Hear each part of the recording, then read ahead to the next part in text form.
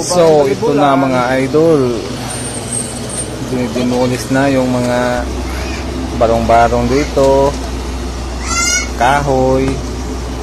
Ayun o, pinupukpok na para maibenta yung mga bakal.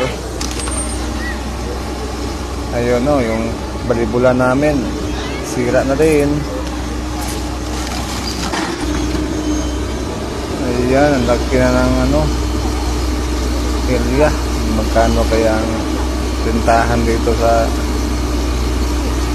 nito?